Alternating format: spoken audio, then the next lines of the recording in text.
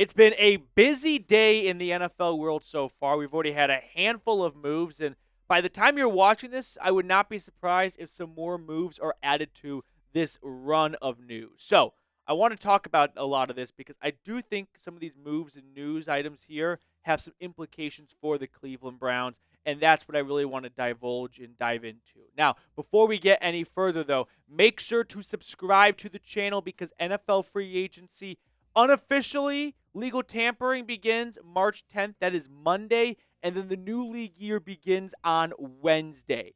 Reed and myself are going to work on Sunday and just do the full week, Sunday to Sunday, because I don't want you guys to miss out on anything whatsoever. So if you're looking for a Browns YouTube channel with that type of dedication, scroll on down and click that sub button.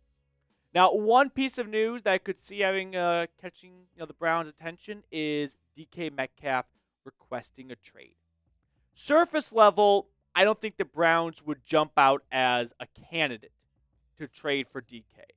But I think we can all agree that we probably learned our lesson from Brandon Ayuk that the Browns are always going to have interest in young, talented wide receivers. It's how they built their entire wide receiver room. And DK Metcalf fits that bill. We all agree that he is a good wide receiver. I think the word good as an adjective to describe DK is probably his floor. He's never gone below 900 yards in a season. He comes off a 992-yard campaign off 66 grabs with 5 touchdowns. Now, the reason why he's looking to get dealt is, I think, a mixture of contract reasons and also a little bit of his role in the Seahawks offense with Ohio State legend Jackson Smith and Jigba become a bigger focal point in their passing game. So those two things put together, and it results in DK wanting a new home. So that's how I think we got to where we are right now. But like I was saying, Browns have built their entire wide receiver room in trades. Started off with Amari Cooper, then Elijah Moore, then Jerry Jeudy, and nearly Brandon Ayuk, as we learned right before the start of the season, the Browns are trying to trade Amari Cooper for Brandon Ayuk. So, while sure, the Browns may not scream DK Metcalf destination, but just do your homework.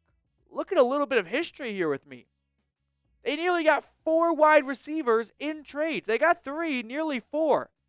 So, I've learned my lesson by now because I did not spend a lot of time talking about Ayuk to Cleveland because it just didn't make a lot of sense. And DK Metcalf may not make a lot of sense for the Cleveland Browns.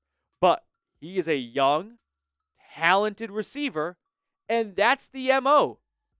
Jerry Jeudy, Elijah Moore, Brandon Ayuk. Those were 3 guys that were taken in the first or second round of the draft who were all in their mid-20s. And the Browns viewed as franchise, maybe not changing, but like material wide receivers, guys that are worth a big investment into, whether it's trade compensation or a brand new contract, like with Jeudy before he even played a snap for the team. So I'll add that along with Andrew Berry could have some desperation creep in and look to make a big splash, sexy move to maybe persuade Myles Garrett to change his mind about wanting a trade. Maybe Myles Garrett looks at this roster way differently if it's got DK Metcalf on offense and insert quarterback who Myles thinks is going to be a game changer for them. So I would not rule out Andrew Berry under the circumstances of Garrett unhappy and wanting a trade, outkicking his coverage a little bit and going, we got to make some big splashy moves to make Garrett feel comfortable and make him believe that he can win here. Otherwise, we're headed towards a holdout with no end in sight. So here's my proposition for a trade in terms of like a fair trade value. Seattle is not getting a first. They're not getting a second. I think a 3rd-round pick could get it done.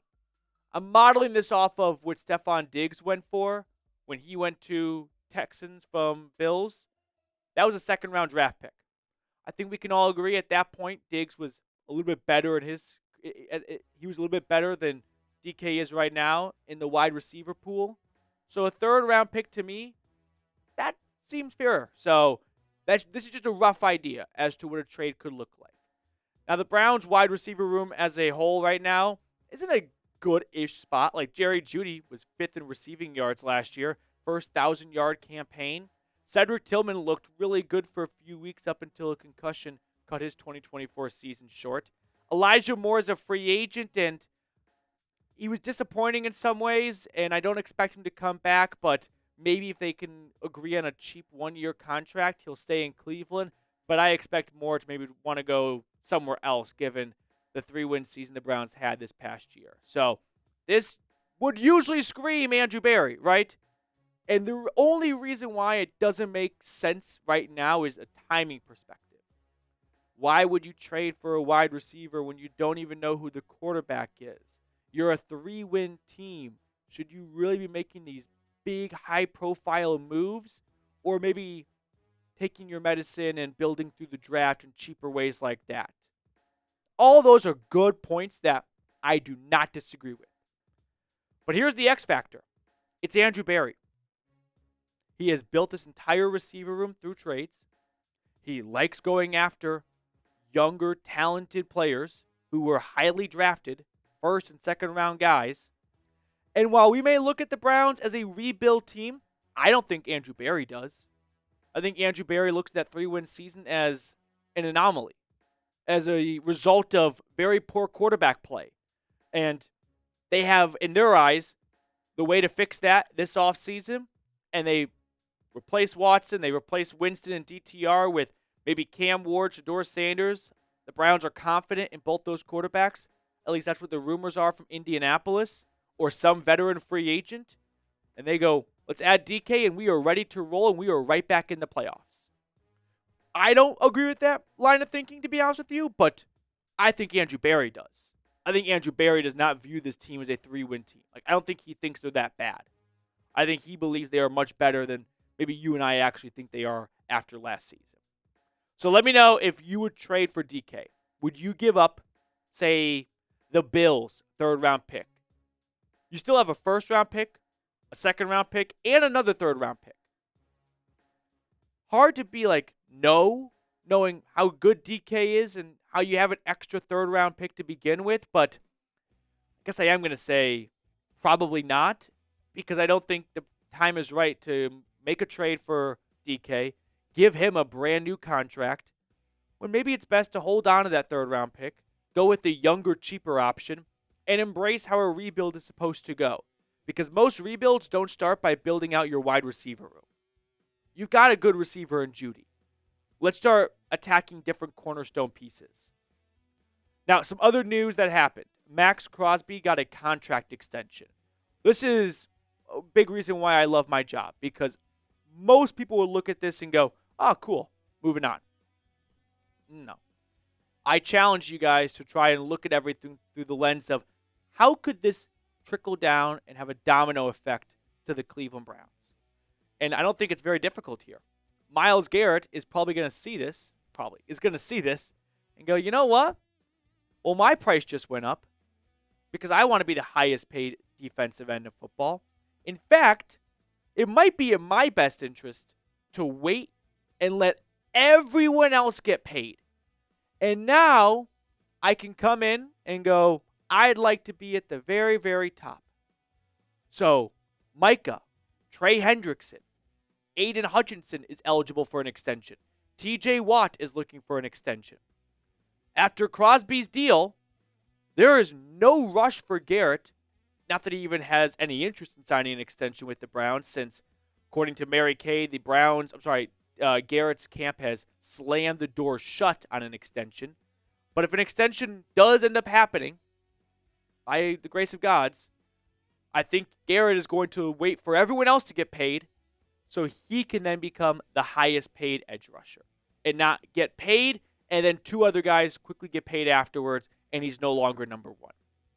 This is my guess. If an extension were to happen, I think it's a 4-year, $160 million deal. That's an average of $40 million a season. I put $100 million guaranteed. It's probably going to be higher than that. Probably about 130-ish. You basically guarantee the first 3 seasons and then like half of the 4th season. So it could be a 3-year contract with less money, but I still think it's going to be $40 million a season, topping Crosby's 35.5 and every other pass rusher that's going to be paid soon. So now the question I have for you is, will this eventually get done? Stemming from the combine, the overarching takeaway was the Browns are not going to trade Myles Garrett. And a handful of good Browns beat reporters believe this will end with an extension. But Garrett's going to have to walk a lot of things back because he said he doesn't want an extension, he wants to get traded, and he doesn't believe the Browns are capable of winning. And that's a tough thing to take all back and put in your mouth and then walk into the locker room like none of that ever happened and you believe this is a group of guys that can go out there and win. Before we sign off, a couple of quick things here and then one more piece of news I meant to bring up earlier. So this Browns hat is on sale. It's less than $10. So if you're looking to add some more Browns gear right now, which I know the team isn't super popular, but hey, 70% off, that's a bargain. So go to chatsports.com/CLE hat. I put this link in the comments and description of today's video. So get a brand new Cleveland Browns hat, 70% off when you use our link, chatsports.com/CLE hat. Let's talk about some other news, and that is Joel Bitonio, not allegedly, but reportedly playing in 2025. It looks like that's the news coming from Mary Kay. This is a little bit of a fluid situation as I'm filming this during our live show Wednesday afternoon, but all signs right now are pointing to Bitonio coming back for season number 10. Yeah, drafted in 2014. So coming back for, season number 11 or 12. Oh, 12th season's right there on screen for me. So I'll just say it right now. Bitonio is coming back for 2025, which is great to see, and I'm very happy because with Garrett potentially going out the door and Chubb leaving in free agency, it's nice to have a familiar face still on this roster. Now, having said this, I do believe there could be a trickle-down effect once more. Wyatt Teller.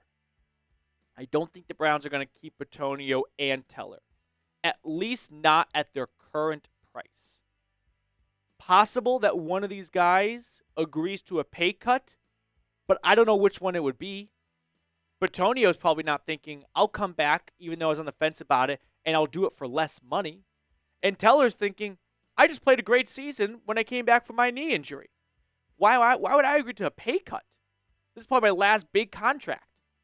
So I'm struggling to grasp how the Browns keep both Bitonio and Teller. If Bitonio returns, which it looks like that's the case, I'm thinking Teller could get traded. We've already seen 2 guards get traded this offseason. There appears to be a market for the offensive guard position. And then the Browns promote Zach Zinter and make him your much cheaper starting right guard. All right, that's going to do it for us on today's show. Let's pick a card to wrap up today's episode. Some nice good news right there to end it all. Reed, which card do you want to go with? I'm not going to go with that. I'm going to go with 9 of Hearts. 9 of Hearts? I'm going to go with Queen of Diamonds. I'm feeling good, too. I like this. Okay, I'm going to go Queen of... What did I say? Queen of Hearts?